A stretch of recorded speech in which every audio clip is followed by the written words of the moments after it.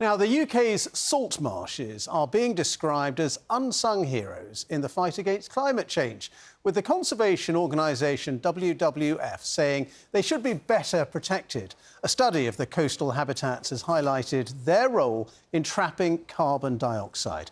Here's our science correspondent, Victoria Gill. Regularly flooded by the tide, salt marshes are wildlife havens. But they're also silently helping in the fight against climate change.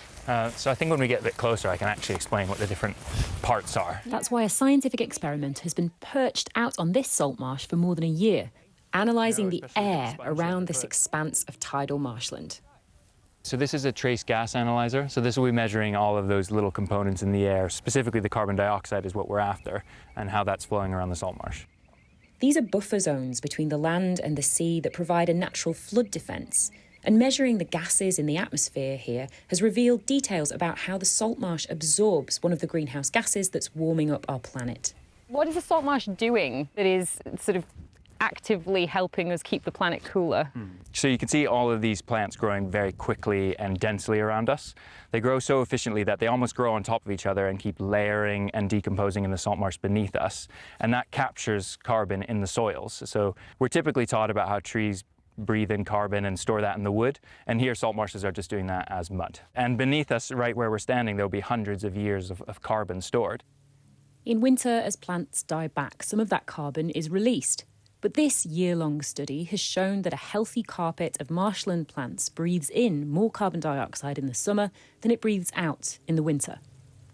As the tide comes in and brings in more sediment, it builds up those layers and compresses them, and it piles up and it locks away that carbon-laden mud for centuries. The conservationists are calling for salt marshes to be added to the official UK inventory of how much carbon is emitted and how much is removed from our atmosphere every year.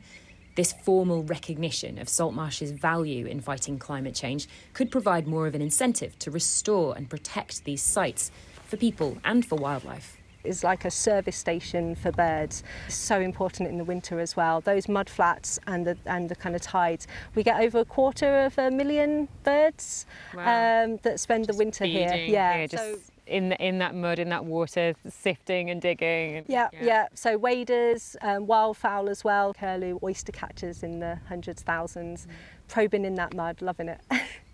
The UK has lost about 85% of its salt marshes over the last 2 centuries. But the restoration of these spongy, muddy expanses, scientists say, could rebuild a valuable natural habitat that helps protect us too. Victoria Gill, BBC News.